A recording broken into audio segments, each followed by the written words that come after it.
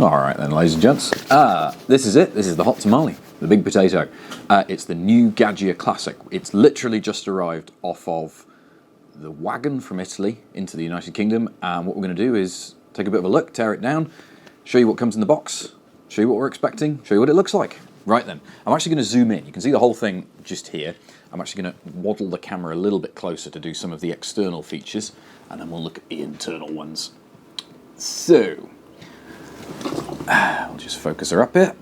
There we go. Right then, the big deal with this, and the reason there's a redesign and the big deal and the big fuss that's being made of it, is because of the solenoid valve. And the solenoid valve, as we've talked about before, is this thing. This is the flow selector that should be inside. We'll actually tear it down in a moment and see if we can find it, but that is what this is right here, and this is the big deal. This is why people are shouting about it. Because it is a solenoid valve, you can overpressurize the boiler, and as a reason for that, we've got a decompression tube here, which comes off like that. What for? Overflow coming down into the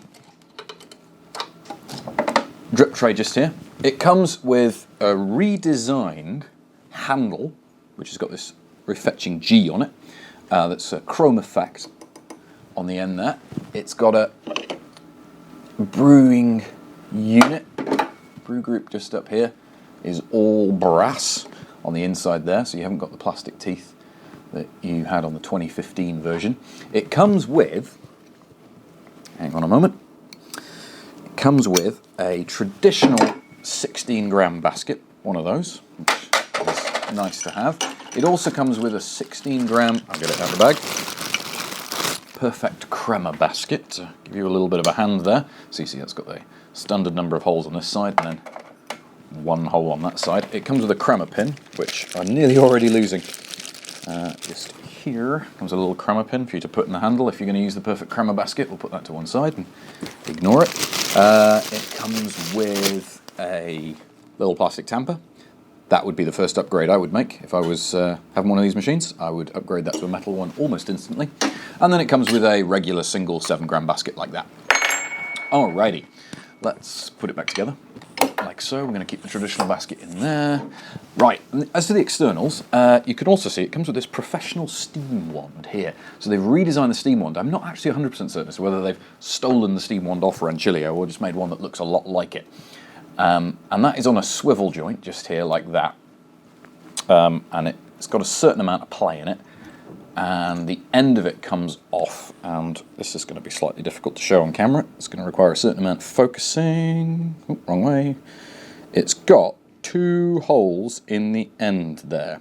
We will use that in a moment, but it's got 2 holes in the end there, and I've already had a little bit of a play, and that does do a certain amount of swirling on the, if you put milk into a jug, it's got a nice swirling effect that it does there.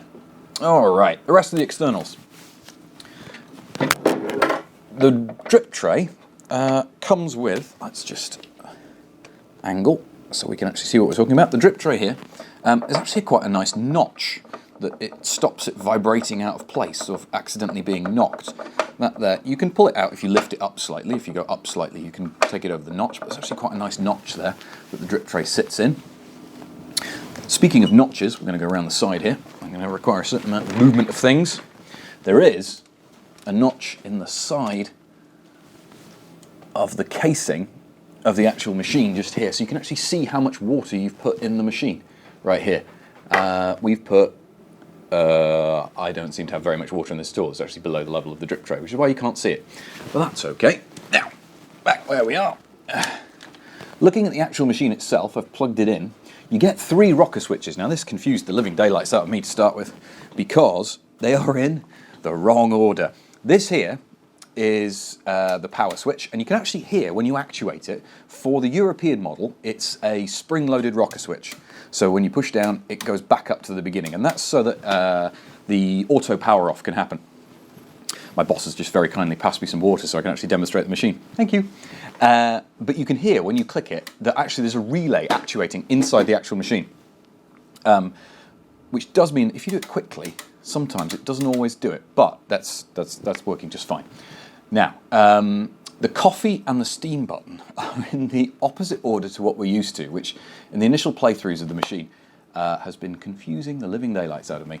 But they are proper rocker switches. They're not spring-loaded. They do the normal thing like you would expect. So when you push the coffee button, one moment, you get water out of the brew head like that. And remember, it's a solenoid valve. So if you were to, let me just put the water in, and then I've got a jug I can play with.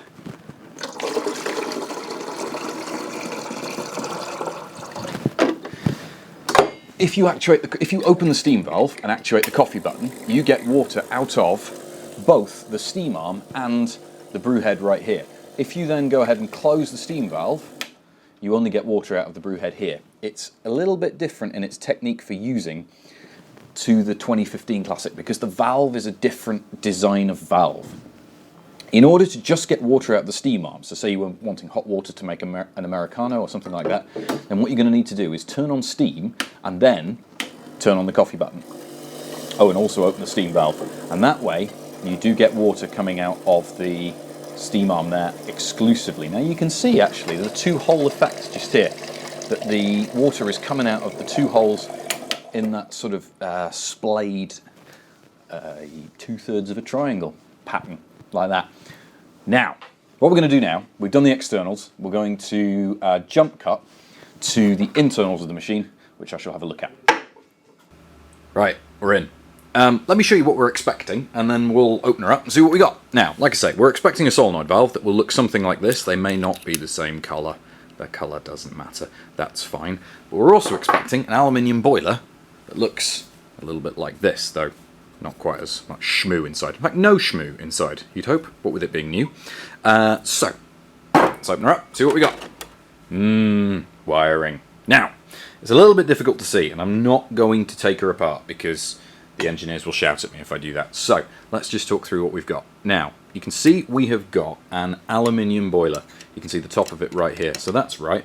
We know what's going on there. Let's move around to the side and get a better view from there. In fact, I'll tell you what, rather than moving the camera, let's be intelligent and move the actual machine itself. So, aluminium boiler, as I say. That's right there. We've got a metal steam valve, which is good, nice and skookum. We've also got, here is the decompression tube. Nope, sorry, it's not the decompression tube, that is the outlet for the steam wand. And there is the solenoid valve, and it is the same form factor as this one, but he's dropped it. Marginally different colour. That's all okay. The pump is attached on a slightly rubberized mounting to the frame itself. And you can see here are the back end of the switch bank in the front. These three here. Obviously, we should have led with the health warning that I have unplugged this. This is not connected to the electrical mains at all. And you shouldn't open your machine when that has happened, but that's all right. So there's the internals of it. The final thing to do is to put it back together and make some coffee. I promised to make coffee. I'm also going to make some steam because I think you should see the power of this professional steam arm in combination with the boiler that they've fitted to this particular Classic, which is pretty impressive. I've cleared the steam arm of water, and now we'll give it a go with some steam. And there really is a lot. The steam runs.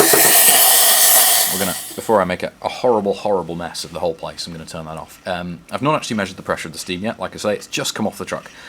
So we'll get that to you at some point. But it is an incredibly powerful one. We made a couple of cappuccinos in succession. It really wasn't a problem at all. Now, one of the features that I have noticed on this machine, which before I just make a couple of espressos, is maybe of interest because it's a feature I've not actually seen on a Gaggia machine before, is... Oh, it stopped now. When it was too hot to make espresso from the steam valve, both of these lights were on. I promise you that happened, but we've missed it because I was too slow in moving the camera. So, but it does tell you if it's too hot to make espresso, which is the final thing we're going to do. Now, I've got some Intenso coffee in there. Oh, steel's fairly stiff because it's a brand new machine. And we'll give it a go. Now, I haven't actually dialed in this machine at all, so I could have... Goodness knows what this crema is going to be like. It looks like I'm pulling far too fast. But it could be tolerable. I'll have to have a proper play with it later. As I say, we've had it for a very small number of hours. That felt a little bit too quick. I didn't time it. We'll see. But anyway, that's the new Gaggia Classic.